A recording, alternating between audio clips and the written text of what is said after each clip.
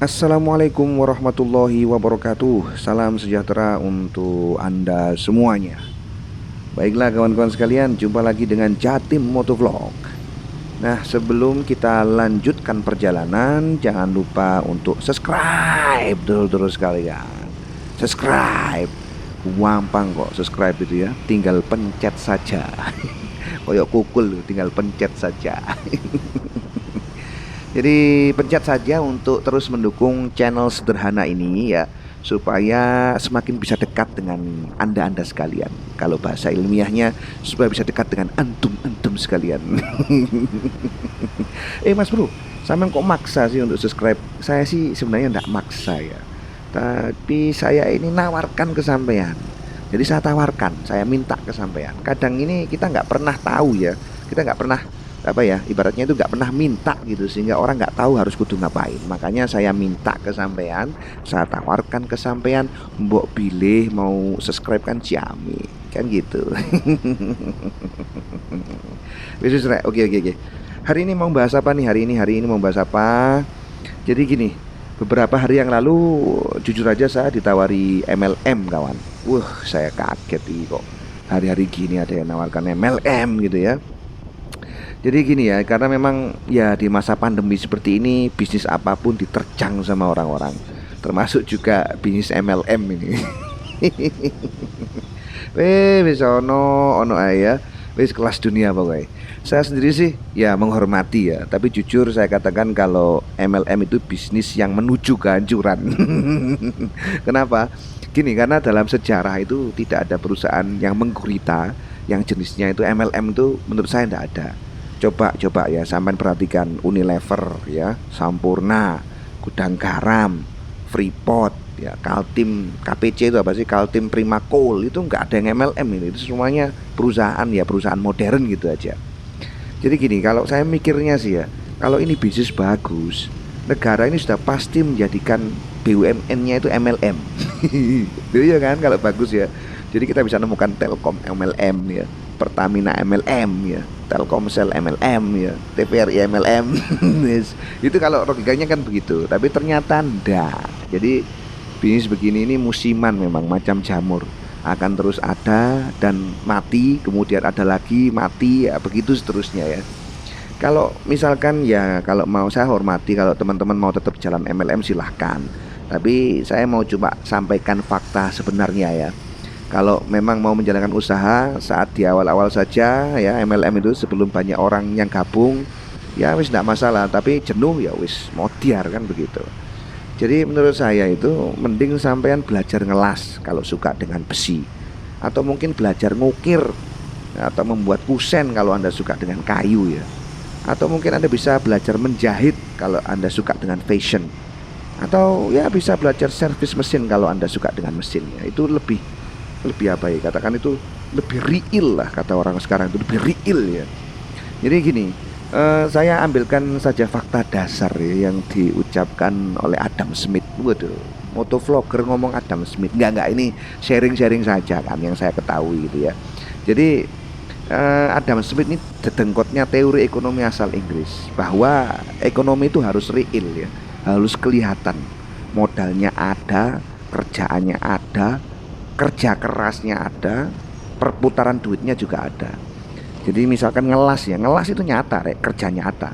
Bengkel itu ya nyata ya, kerja nyata juga, dandan mesin gitu ya. Bertani itu juga kerja nyata. Jadi memang bukan kerja abal-abal. Ada kreativitas manusia, ada kerja manusianya ya.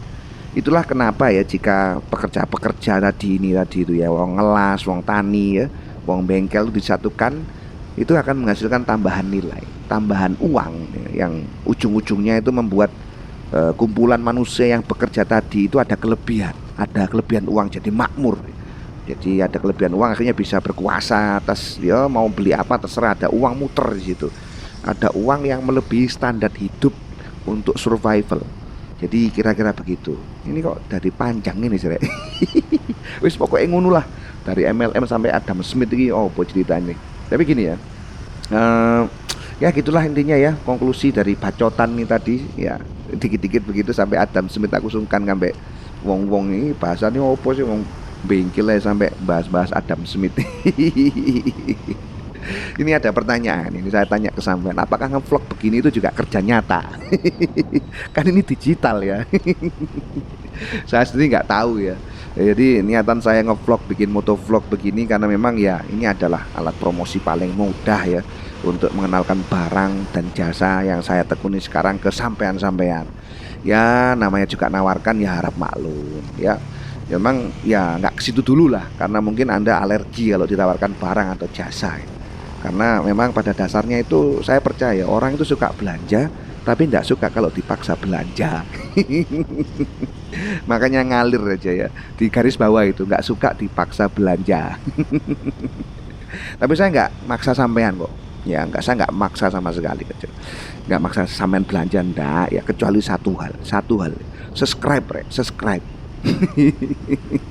Karena subscribe itu ya agak sedikit-sedikit maksa ya, diulang-ulang terus dari tadi. Jadi saya ada bengkel nih, jadi namanya Jati Motor, bengkel Jati Motor. Ya insya Allah amanah untuk mengerjakan sepeda motor bapak-bapak dan ibu-ibu sekalian. Ya standaran oke, alhamdulillah. Kalau mau sepeda garapan yang muda-muda itu, ya alhamdulillah mampu. Ya monggo jika berkenan sampai berkunjung ke bengkel kami ya, Jati Motor ya. Don't forget Jati Motor di kawasan Sedati Sidoarjo. Aduh, bacot ngalur ngidul ya, ngalor ngidul. Oke, lanjutlah bacotannya ya. Oke, bahas apa ini?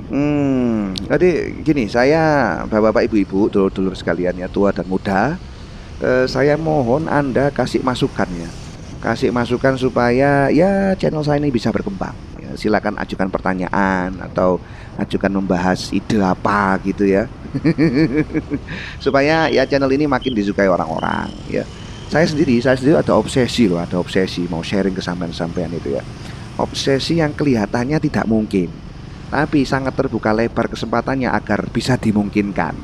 Maksa ya.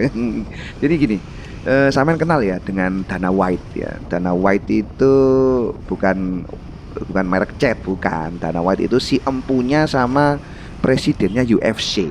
Jadi tarung-tarung gaya bebas itu. Yang UFC sekarang itu ya sampean tahu sendiri, sekarang banyak digandrungi oleh semua kalangan ya. Ada nama-nama besar di situ, ada kenal Brock Lesnar sama yang jelas ya, Overeem, terus BJ Penn ya. Kalau cewek itu ada Ronda Rousey, yang sekarang yang ngokong itu ya, Conor McGregor ya. Ada Israel Adesanya ya, yang sekarang lagi top itu Habib Nurmagomedov ya. Habib Nurmagomedov, pokoknya Habib lah ya.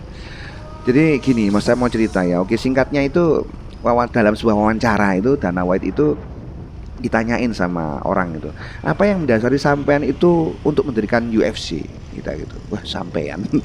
Jadi ditanya begitu, apa yang mendasari sampean itu mendirikan UFC?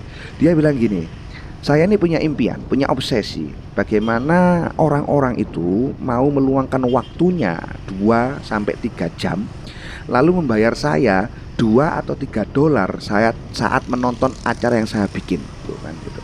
Mau duduk 2 atau 3 jam, mau bayar acara yang dia bikin, yang ditonton itu.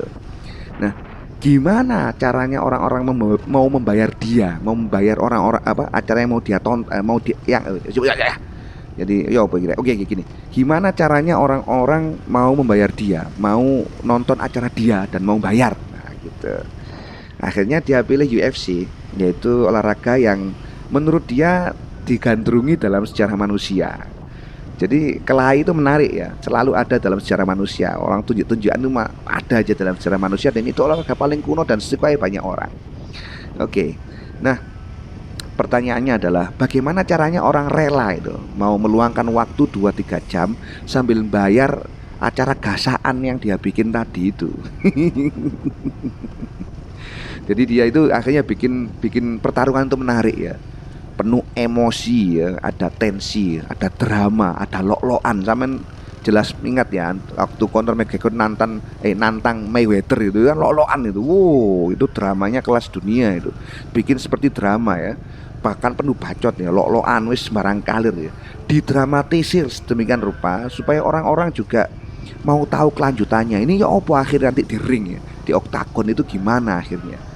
Nah, disitulah datang sponsor, datang atensi massa, datang orang mau naruh iklan ya. Bahkan sekarang iklannya itu per view, dan gendeng wis per view kannya itu iklannya itu. Oke. Oke, kesel rek nyocot gini rek. Oke, lanjut ya. Jadilah UFC. UFC yang seperti kita kenal sekarang itu.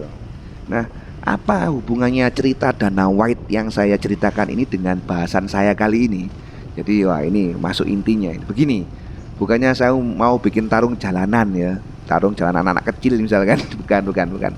Atau tarung bebas ala kampung, ndak. Atau caro online, ndak. Saya bukan mau bikin acara seperti itu.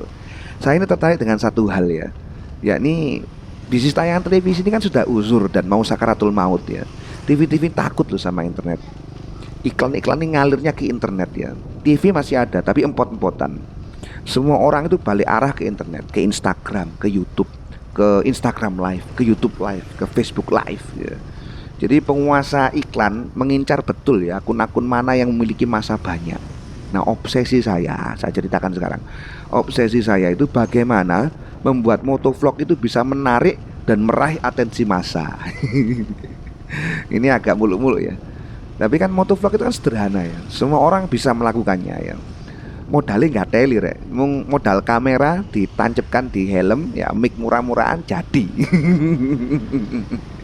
Tapi obsesi saya adalah bagaimana motovlog ini bisa jadi acara yang menyaingi televisi, kan?